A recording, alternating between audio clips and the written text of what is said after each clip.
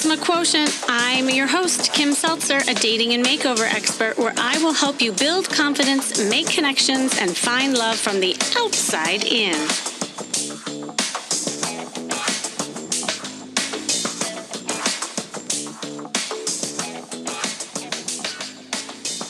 I hear from men and women all of the time.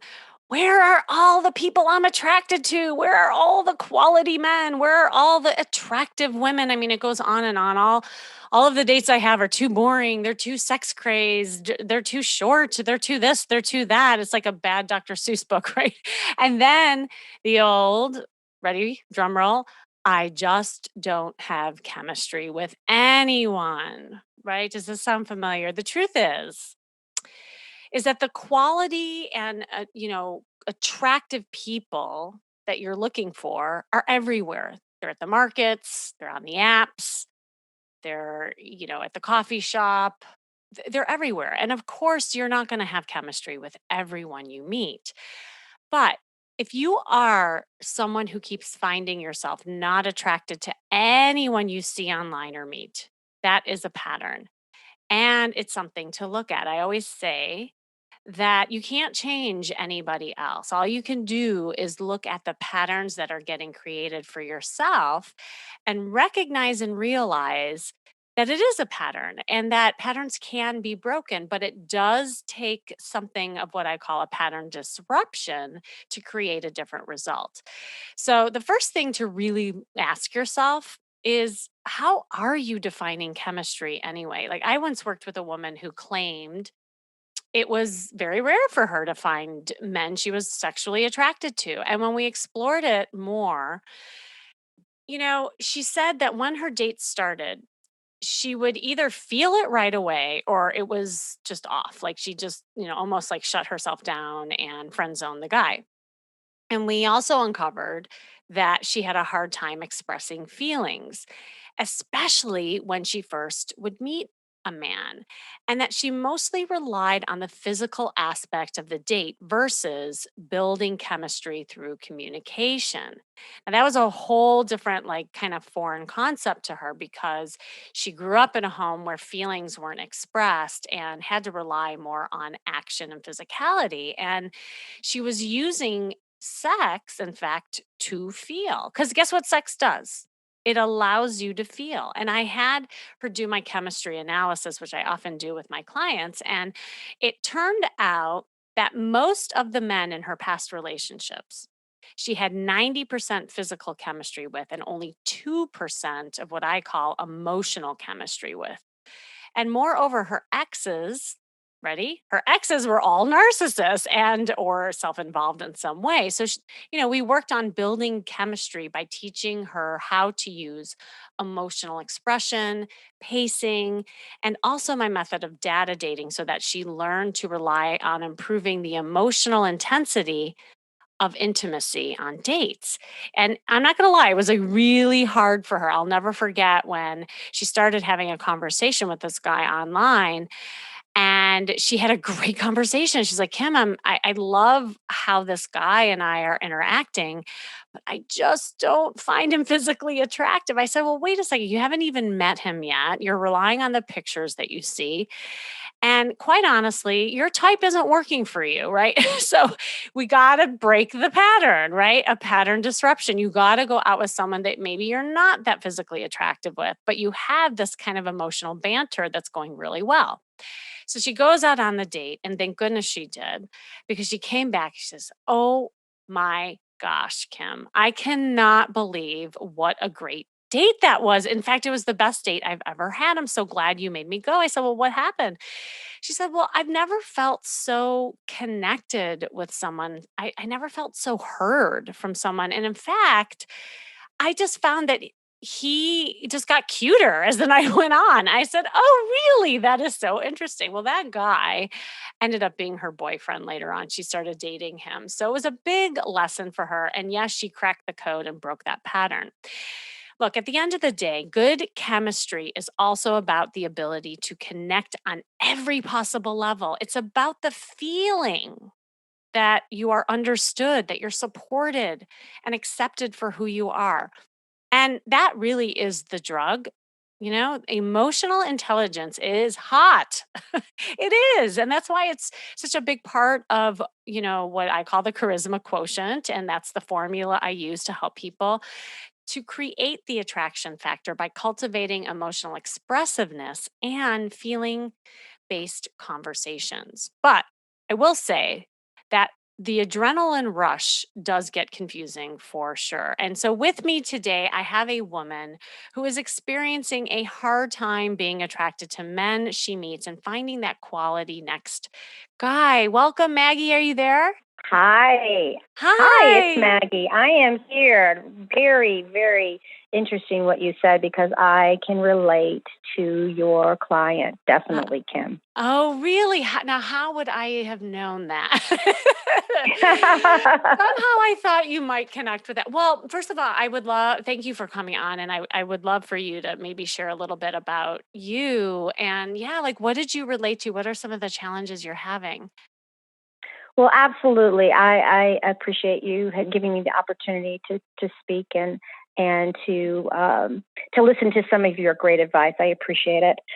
Well, just my story basically. I was married for 24 years, and unfortunately, he passed away. And Mm. uh, I noticed in the beginning of looking for a soulmate, or not even a soulmate, but started dating after a while.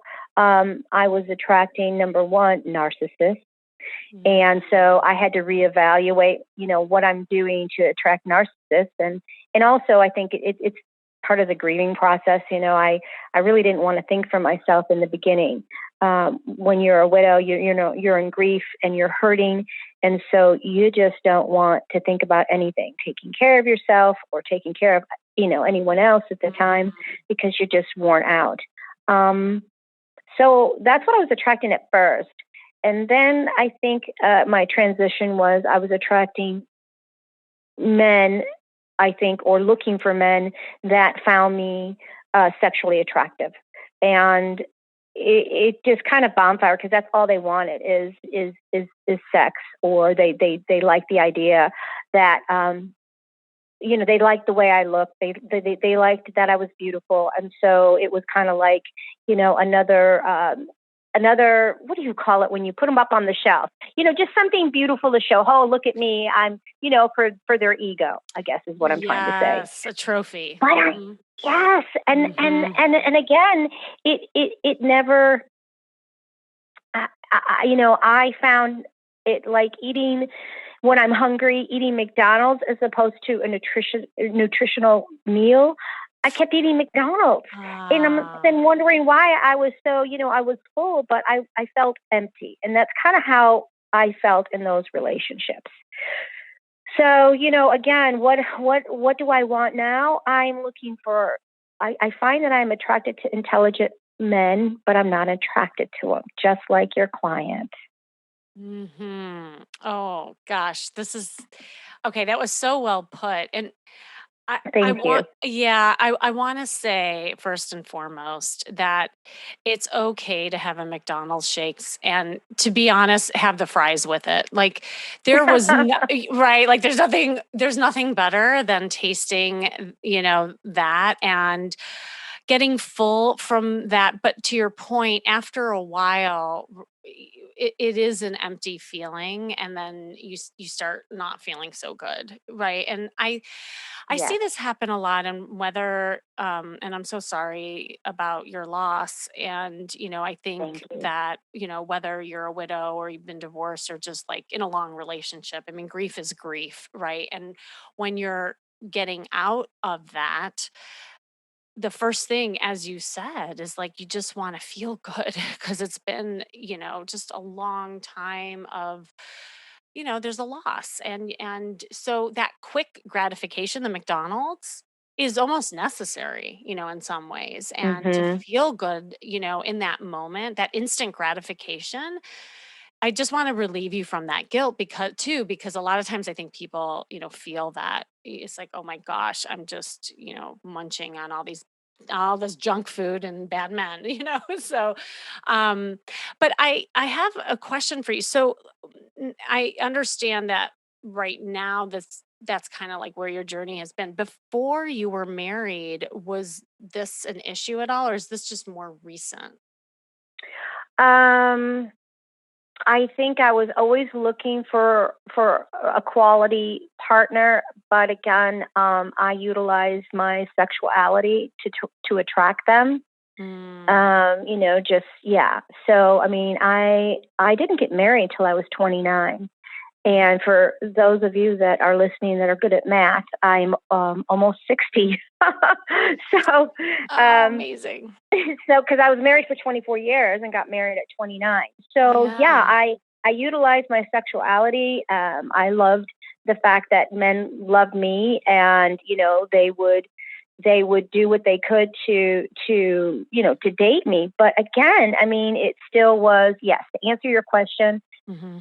yes, it was what I did in my 20s that it seems to be a pattern what I'm doing now. But I do recognize that I have grown, and instead of just doing what I was doing in my 20s, I'm I have reevaluated and just said, what is it that I want now? Do I want to continue that pattern before I got married?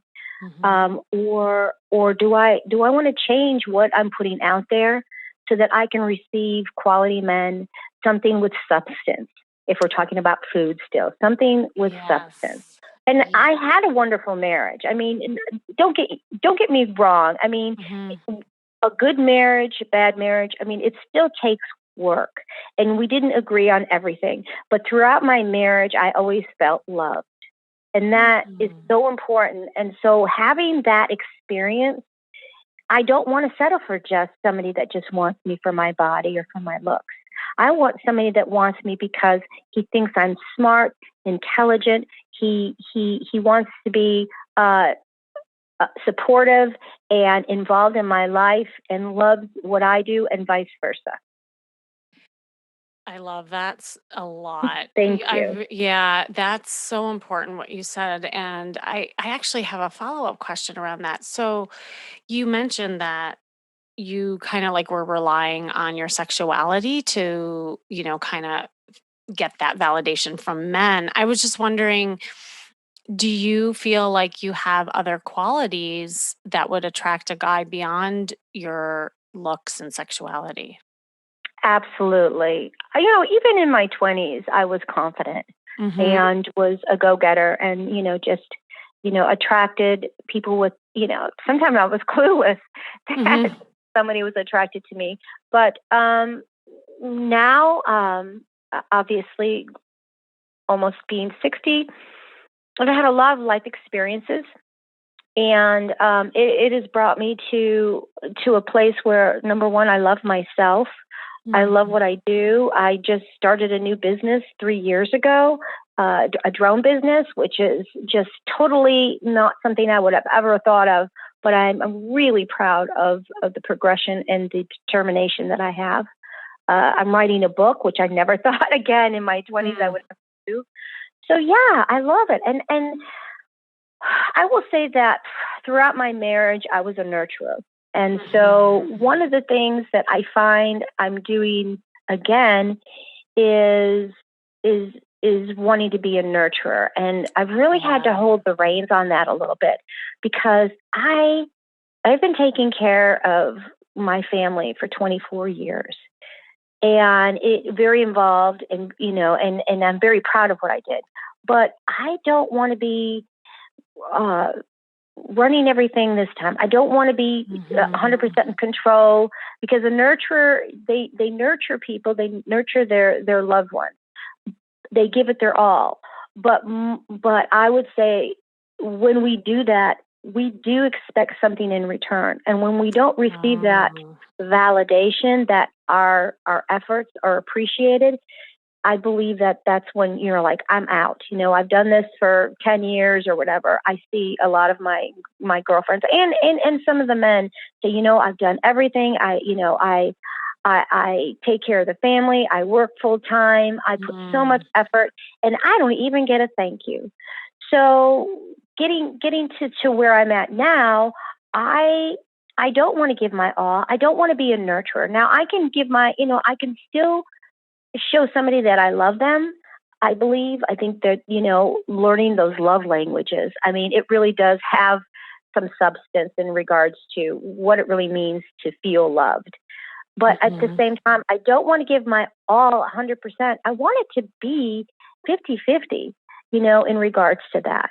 I want to be nurtured. I want to be loved. I want somebody to show me that they love me and not just, a one-way street. Does that make sense, Kim? Oh yeah. Oh yeah. And I'm kind of smiling right now because and just to like full disclosure here, Maggie and I had a conversation right before we hopped on and we were talking about that, right? Like you were Right. asking, well, what kind of questions can you ask me to help you get to the topic? And just even that question was like that sense of, well, I want to take care of you, like I want to help you. And I think sometimes like this is going to be your default button, right? Because you're so good at being that nurturer. And, you know, like you said, it can feel like having that sense of control, but at what point do you relinquish that and really allow yourself to receive? And that gets really hard for over what I call over caretakers,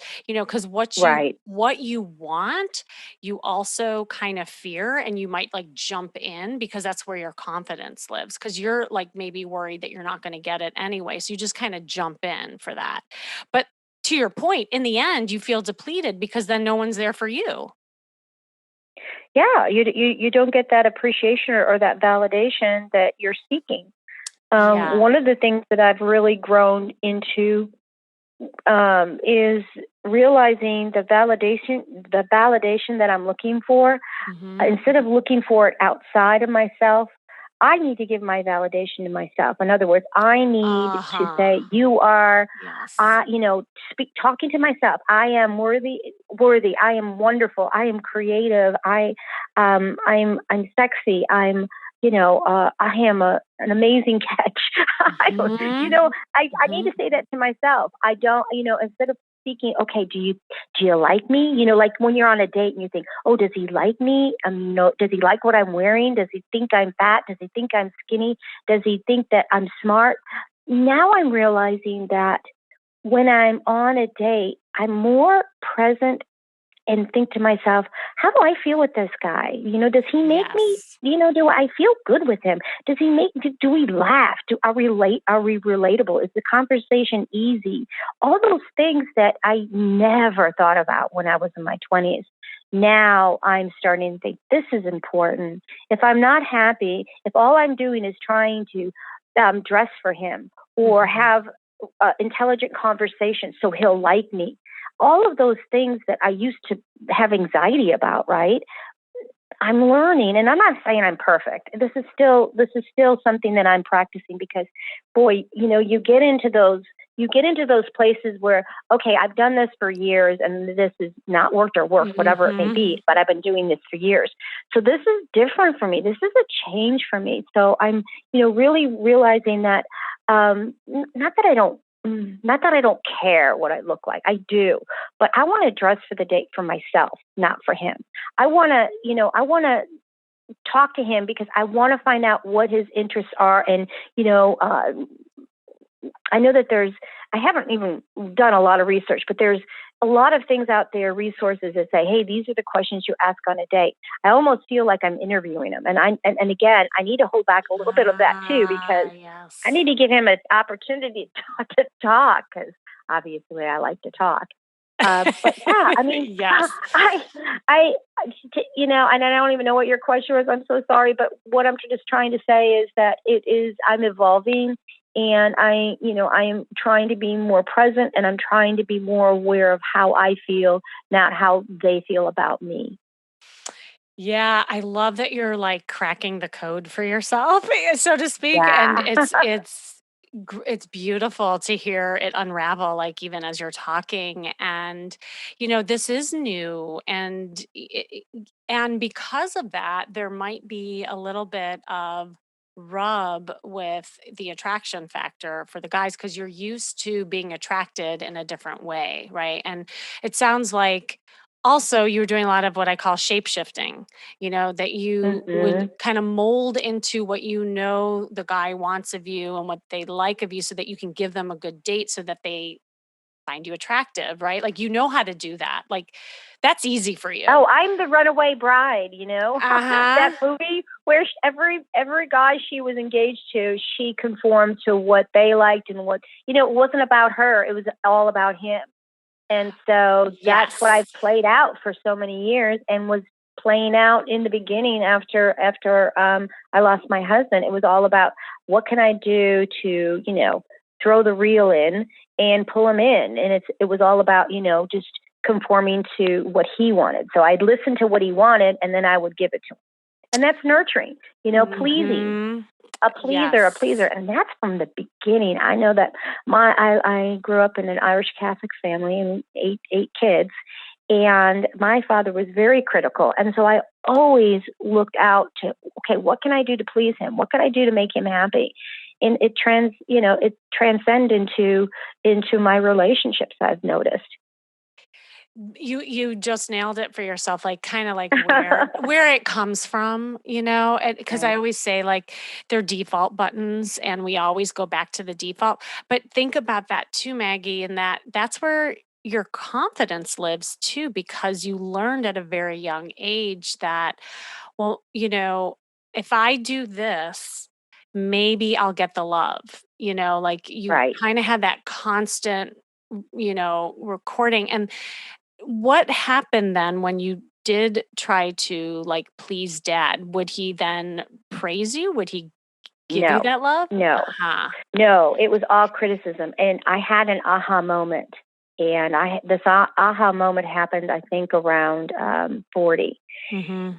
And he came to visit, and he was very critical of how I was raising my children, and my house wasn't clean enough and everything. And I had a aha moment. I'm very spiritual, and I Mhm. believe in God, and I realized that truly the God, my father is God the Father, and he made me perfect, and and and he loves me. I feel very content that God the Father loves me, and so I thought, if there's is anyone to follow and to try to live an example would be God the Father.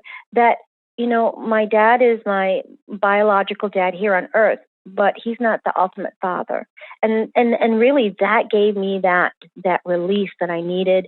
That I didn't need to please my father here on Earth. But as Mhm. long as I please God the Father, then I'm good. I'm golden. And that really Mm. helped. It really Mm. helped. And I'll tell you, to this day, my father is still very critical.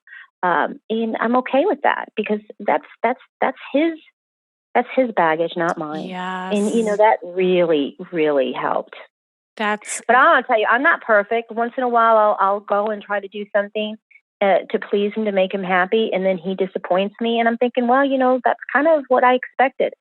Just knowing that my expectations need to be lowered, and that's okay. well, I actually would challenge you on that. Yeah, go ahead, please. Yeah, that it's not okay, that you deserve more, and I think that's part of I think a little bit of what's going on with you is Mm, that you are accepting crumbs thinking that, well, it'll be just good enough and that's okay. And I just wonder if you looked at everything where, hey, you know what? The crumbs aren't enough and that I deserve the hmm. cake, quite honestly. And we can make it a healthy cake, by the way. It doesn't have to be because we already went through the McDonald's route. Yes. We could do like a vegan cake or whatever it is. But I think that there was a pattern that got set up for you where there's expectations around, well, I'm not going to get that much anyway, so I'm just going to do it myself, kind of thing, or I'll get it in another way. And I think if you flip the script and say, no, you know what? I Mhm. I deserve more and that I can have more and it can be different. But it's hard when you haven't experienced it because, like, to your point, that's all you know. You know that dynamic of giving, giving, giving, and not only Right. not getting anything back in return, but then getting criticized on top of it. So, so I think, you're at the point of kind of like, well, how do I do that? Kind of, it's like it sounds like you've made a lot of connections for yourself and you've tried some really great things. And now's the opportunity to really like implement some, actionables, as I call them, to start like thinking about how you can feel differently with these guys. And so I Wow, think, when you say that, I yeah. think about you I think you're absolutely at point on this. But Hmm.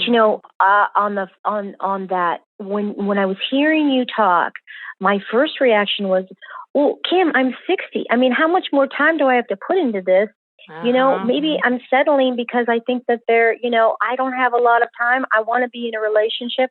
I want to live my life with, a partner. I want to, wake up and share, share my day with my partner, blah, blah, blah. So I better take it's kind of like, like when you're eating at a table with 8 children, you just take what you can Yes. get. So I Uh-huh. think you're right. I think you're really opening my eyes to something I never considered.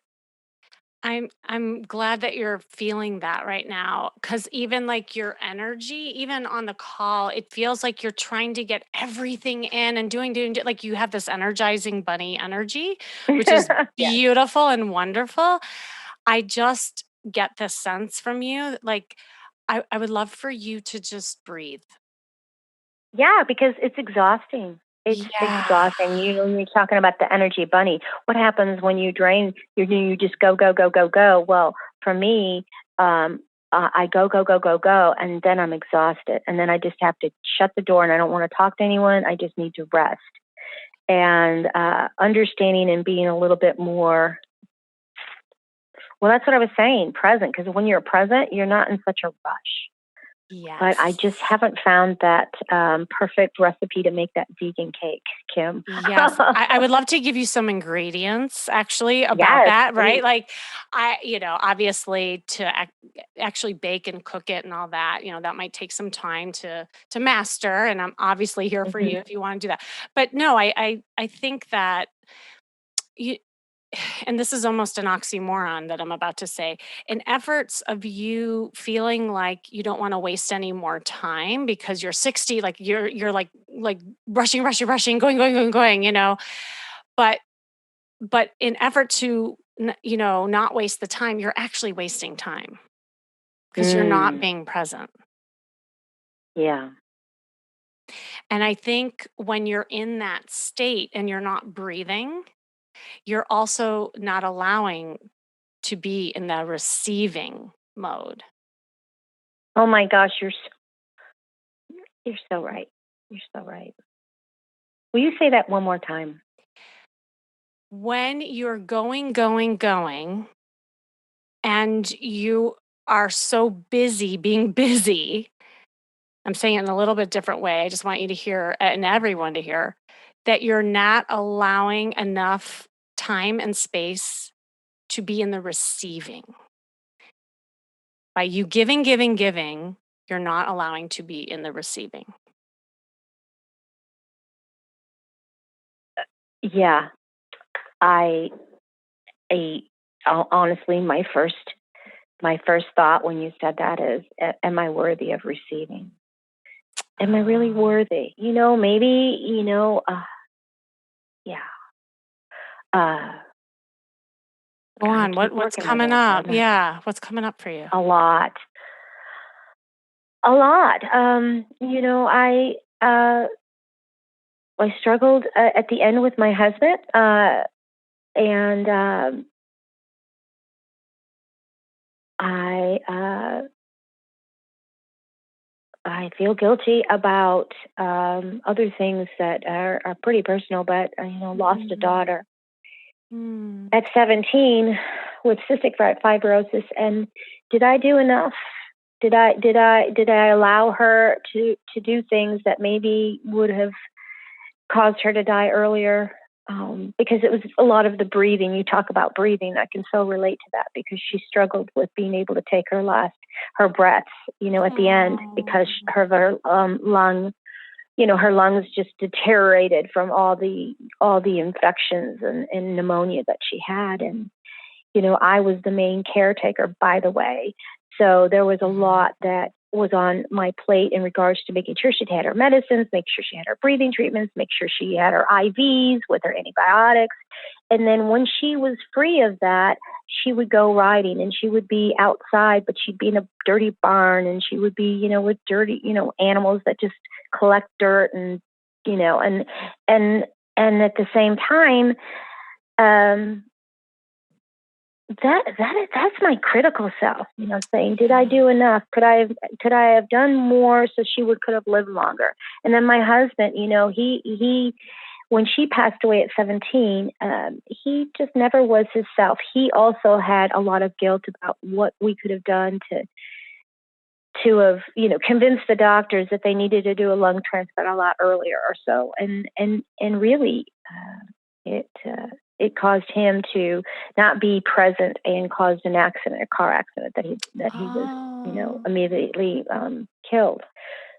So now I feel guilty because now I didn't address his needs the 3 years he was alive enough. I mean, we both were in a desperate grieving, but still, um, there's a lot of guilt there. Oh, yeah. So, am I really worthy of somebody that is loving and really, um, I don't know, Yeah. just a good person, wow, yeah. Mm. Maggie, thank you for sharing that. I mean, I am feeling you so much right now, and I think that everyone listening is too. And really, like, and I'm so happy we're recording this because I hope, and this could be just like a tangible thing for you to really like reflect on this and listen to this when you're finding yourself running, running, running in order to almost like avoid really what that is. And because there is this inherent kind of self-worth, am I good enough, did I do enough message that keeps coming up for you. And I think Yeah, until you really look at that, address it, and do things to, work on that worth piece, that's when you're going to be able to slow down and receive that somebody who does think you're worthy and who can be that loving person that I think you're looking for, but you're also scared that you're not going to find it, so it's like that tug of war I think you're in right now. I am. And it's like I Mhm. feel like I'm doing this dance on the stage.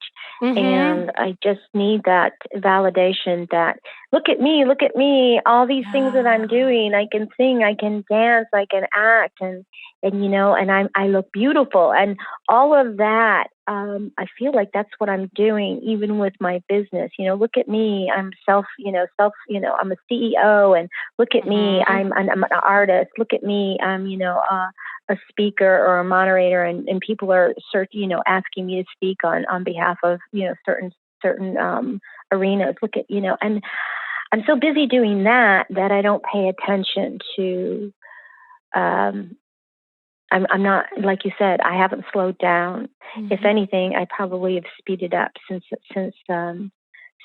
the I've lost my family, Yeah. my immediate family. So that resonates so much, Kim. It does. Oh. And even though I think and I talk, oh, I am talented and I am this and not that I don't believe it, but I still think I'm talking about it to convince myself. Yes, yes. And And yeah, mhm. as opposed to really truly believing it. And Well, the Yeah, I mean, it belief, has a lot, you've yes. given me a lot to think about. Absolutely. Awesome. And I do want to leave you with some actionables too on top of it so that you can start, doing some things different to start feeling a different way on dates. And I think on top, and that's why at the very top of the call I asked you, like, are there other things beyond your attractiveness and sexuality that you like? And you said, "Oh yeah, I'm this, I'm that, I'm do this, da da da da." And it's like, Hmm. I think you're defining your self-worth of what you do rather than who you Yes. are. Wow. Yeah. Do you know, I mean, I can relate, and I hope other people are listening can relate. It's just like, was I good enough mother? Was I a good enough Yeah. wife? Was I good enough employer? Was I good at, did I do enough for the community? But, all of that, again, is, seeking validation. Mhm. Yes, it Wow. is, and I think that that's one way of getting validated for sure. I mean, look, at the end of the day, we all need to be praised and have people like commend us for accomplishments. I mean, that feels good. And for you, you're constantly trying to reach that because dad never was able to give it to you. It's your quest, right? Like you're in that constant Right. quest. And it's like that, kind of metaphor of putting in a quarter of the gumball machine and the quarter just keeps coming out like and you keep putting it in and putting it in. Will my gumball come out? Will my gumball come out? And it's just the so Right. it's like maddening for you, but at the same time you don't even realize you're doing it. So by slowing down you're going to do that. So I just want to circle back to why this all had unraveled from the very like first topic of chemistry. It's interesting, right? Like how we got here. And Hmm. this is so common that when you rely on these external factors to fill yourself up, the way you're going at dating and attraction and the chemistry that you're relying on is kind of outside yourself. And so the more that you can yet kind of rely on being good enough in your self-worth and who you are rather than what you make someone else feel, it's gonna kind of flip the script for you. It might take work and you Hmm. might not be like interested in these guys in the beginning, but I promise you, if you kind of stick at it and you start doing some of the work within, you're gonna feel a difference. The first thing I would definitely say is slow down, like, and that's in everything, like in your body. Like I don't Hmm. know if you do meditation or if you do yoga or even just like sit and just sit for no other reason, but just to sit. Like I know that I'm sounds kind of trying. weird. Yeah, I think when somebody talks about meditation, my mind goes, well, but I got so much going in my mind and my head. All my Right. lists to do, to do, to do. And do you have any tricks in regards to slowing down? I mean, Yes. when you think that Mhm. meditation, I know it's, oh, that's practicable, but I don't have time to practice because I've got this and this and this and this to do. Right. And so when I hear that, that means that you're not comfortable also just using like silence and that kind of mindset as a priority for Right. you, that you're putting Right. other things as a priority. And so, one of the things that I do with people is create just like a calendar. I know that sounds so simplistic, but I mean, I would build into your day just like you do your business meetings, that like silence time, or slow down time. And within that slow down time, what can you do? And, look, there's all kinds of meditation and not one size fits all. I truly believe that. Like there's some people who go to meditation centers and they love it. And there's a whole community of Hmm. people who do that. There are apps like Breathe that you could do, and it literally takes 5 minutes. So for people on the go, like that's good. It could be while you're exercising, and you could be like in a meditative state while you're exercising. So, but I think the point for you is really putting yourself first and carving out that time and using it as a priority. Like the way I see it, Maggie, like I think this is first on your list. I can hear it in your Okay. energy, your voice, your history. Like Hmm. slowing down should be number one for you. I do like painting, and I find that that's my Oh, zen. that's good. Hmm. Yeah. And maybe you can meditate while you're painting, you Yeah, know? that and gardening, and that was another thing that I've really, in the past, have really enjoyed, or riding a horse. Yeah. It still has movement to it, but I think anytime that you're just Mm-hmm. more intentional with it and you're not like talking, you're not like caretaking, you're not doing anything, but it's just like you time, right? And it Yes, is something yes. that's slower. Um, the other thing is you can slow down with communication. Now, for dates and even like your DMs exchanges, I really Hmm. want you to practice just like listening and just breathing and not having to do the dog and pony show so much. Like I want But I'm so you good at that, Kim. I know, and let them see all that awesomeness that you have later. Hmm. Like, I'm sorry, but they have to earn that from you, Maggie. Like, don't give the Uh, show right from the beginning. I know you can do that, but then you're also oh giving your yeah, power away by doing that, and you're not letting these guys earn you. Then that's where the crumbs come in. So I like you walk in that room and you're slow and intentional, and I want you to have that like frame of mind of I'm queen bee, and what do you got for me? Not what I have for you, but what do you got for me, buddy? Right? And you can do that wow. even with the way that you have conversations. Like I have this whole social engagement formula that I teach people where they really understand how to move a conversation that's more factual driven into something that's more heartfelt and depending on the person and what they're struggling with. Like for you it's just listening more and just I know you know how to talk, but I want to see like how these guys really treat you.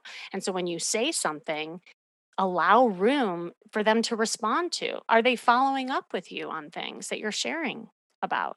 Are you just like uncomfortable with that space and then you're just going da, da, da, da, da, and not allowing for them to really like admire this piece of you? I'm listening. Am I going to think, wait, she's listening? I love this. Oh my God, that's awesome. Yeah. Yes. And then the Oh, third thing, I mean, yeah. I was just thinking about this date I had last week, and I talked, I think, through the whole time. I did the Ah, talking, and I would, like ask him a question, and then I would, oh yeah, I can relate to that because I've applied it to this and this and this and this. He's in construction, so I was talking to him about how CAD works and all this stuff. It's just like, I really didn't give him an opportunity to talk. I did yeah. it. Holy You're cow, I did it. Maggie, I think like you're being the saleswoman. Like you're doing the sales Yes, job. Like let them sell yes. to you. I'm sorry. You're the Mm, customer. What do they got? What do they got for you? yeah. And then the final thing, and this is more like a strength exercise, is that Hmm. I love kind of breaking it down into different areas. And I've mentioned this on different podcasts before, but in your case, it's just so relevant to just like, in four categories. I would love for you to write at least three things you love about yourself. One is your personality, two are your strengths and skills, three is your physicality, and four, what you offer in a relationship. What is your gifts in all of these areas? And then you can create what I call a brag book from there, and every single day I Hmm. would love for you to just brag on yourself, like building on those lists. What are and not just for what you do. I mean, those are your talents and skills, but like who you are inherently as a person. I mean, Maggie, I've hardly gotten to know you, and what I know of you, I just love. And it's not Thank even you. what you do. Like I just your personality, your person is just so wonderful, and I really want you to lead with that more. Lead with my personality and not my talents. Is that what you're Yes. saying? Yes. Your talents are great. I mean, people will it's just a bonus point, right? Like in Hmm. my mind, but that's I think why maybe you've been you kind of use as a trophy because you set yourself up that way. Look at all I can do. I'm the trophy, right? But Yeah. you're more than that. But you got to lead with that. That's going to take practice. It It's, does. I'm hearing you, and you have such amazing insight. And, thinking that I am worldly, right? And I know so much now that I'm almost 60, but you've really put it in the terms that I would never have considered unless I had talked to you about this. Mm. Well, Maggie, So thank you. you're I'm so very grateful. I truly am grateful because, the one thing I do enjoy is learning, and Mhm. I will continue to learn till I die. Um, so I'm open to this. I'm open to work, and I'm open to, trying to do meditation in different ways.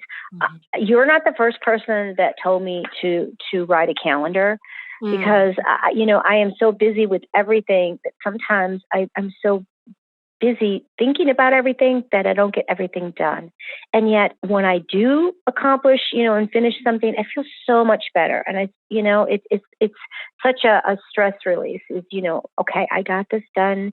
Now I can move on. But it's about, staying organized, because living with a family, taking care of a family is always chaotic. Oh When you yeah. have children and a husband and work and, all those things that you have to coordinate. And it's just like, just take care of what's in front of you, take care of Mhm. this, take care of that. And then, you're trying to do that, but then you're pulled this way with the kids, or you're pulled this way with your husband, or you're pulled this way because the maintenance guy didn't show up and your washing machine went out, and Mhm. so on and so on. And so when you just, what's the word? You just fly with the, what is that word? You just fly on the seat of your pants or something like that. Yes. That's Yes. basically what I did, and especially with chronically ill child. And then I had a ranch. I had 24 horses, Mm. and a husband with a huge career, and then trying to do my career or my arts and take care of a family was always something. And I still feel like I'm okay. So I feel like my body's still thinking I need to do all that. But you're Yeah. right. I don't. I'm now that I'm at the age where I don't have children to take care of, a husband, or a big ranch. But yet my body still is reacting like I do. Oh yeah. Yeah. Well, and you're just used to that. And Hmm. like you said, you get to the point where you're almost like numb, right? You just numb out and you just keep going, going, going, going. It's also a Yeah, way of coping because when you stand still, you 100%. also, right? Like when you stand still, you have to sit with your feelings and that also doesn't feel good. And so I would also challenge you with looking at that too, that when you're standing still to be okay with feeling what you're feeling Mm. and that. Well, if I did that, then I would be thinking about all my, my daughter and my husband that Yeah. died. And it's scary to have those feelings of pain. I mean, it's very painful to lose family members, and very, very painful to come to the terms that they are gone, and very painful come to the terms that, did I do enough or didn't I? And so maybe that's why I'm always still in a rush, because Mhm. I don't want to feel that. I don't want to feel the pain. I don't want to feel the sorrow and the loss. I just want to stay busy on that stage so I don't have to be off the stage and live day to day living, the reality of life. Yeah. Yeah. I'm And just talking out loud, I just, I'm no, I love it. I love it. And I think that these are really like big points for yourself, and just yeah. as Really. it is scary to feel that. And that's why I think a container of it would be really powerful for you, which is why I go back to the calendar. It's like, okay, well, if I have a Hmm. container to allow myself to feel these things and stand still and know that I'll be okay after, that Yes. release will actually really help you. And then I'll also help you slow down so that you're not like so depleted and yeah, running ragged kind of thing. It Oh, I is do it feel is that. hard. Yeah, it is so hard. And I think though once you get into the flow of it and you're gonna just think you'll feel more relaxed too. I agree. Are you sure your name isn't Barbara Walters? Because you're about to make me cry. Oh. I've been known to do that, and it's only because I like and it's not that I, have a crystal ball or anything like that, it's just I've been doing this so long and that you're Mm, so not very good. alone. You're so not alone in Mhm. this, and that it's such a common thing. And I'll make one more connection with you, and then I know we have to wrap up, is that Yes, by please. leading with the sexuality, that's Mhm. another drug. It's another Yes. adrenaline rush, just like your busyness. So you're going to be Mhm. attracted to that because guess what? That's so much easier. It's that instant gratification, that feel good drug that we all love. But then it's the McDonald's in the end. Yeah. I do realize that. I have really pulled myself back from that. Just that Yeah. Yeah. instant gratification. Oh my gosh, he just thinks I'm so, again, so wonderful because, I'm so wonderful in bed. And you're wonderful in And so many yeah, and ways, Maggie. Like mhm, that's your journey. So yeah. anyway, well, Your insight has been so great. And oh, good. speaking of gifts, you Yeah. do have the gift of insight. You have a gift of, really, going under the covers, so to speak, and really seeing or peeling that onion so you really see the core of what is going on. And, ultimately I can apply this to everything in life, not just, finding the right partner, but really just finding myself. So thank you. Thank you so, so much. Just invaluable information, Kim. Thank you. Maggie, you're so welcome. You're such a light. And thank you for just being vulnerable and sharing what you did because I really think it's going to not only help you, but others too listening. So, all right. Well, again, thanks for joining me today, for you listening. And this has been the Charisma Quotient. I'm your host, of course, Kimmy Seltzer. And remember, you can build confidence, make connections, and find love from the outside in. And if you want to know more, of course, go to my site, kimmyseltzer.com. And if you're listening to this and you realize, yeah, like I really relate to this. And you want to crack the code on creating your attraction factor and uncover some things like we did with Maggie, both on emotional and physical chemistry level. I have two opportunities for you, actually. First, you can hop on a free call with me anytime, personally, by just clicking on a link you see in the show notes and book it. Second, if you haven't heard already, I have my very first master class dun, dun, dun, dun, for men and women. Finally, I'm putting you all in a room together. It's time. And I'm actually going to be talking about the topic of how to create chemistry when dating, and it's coming up May 17th. So I don't have a link for that to sign up specifically, but seats are limited. And if you want to be on the priority list, then you can sign up for free on the link that you see in the show notes, and that's going to hold your spot basically. It will be, kind of first come, first serve. So if you sign up for, the priority list, then you will be, you'll be able to sign up first. Anyway, until then, stay tuned until next week with more tips on how to feel and look fabulous every day.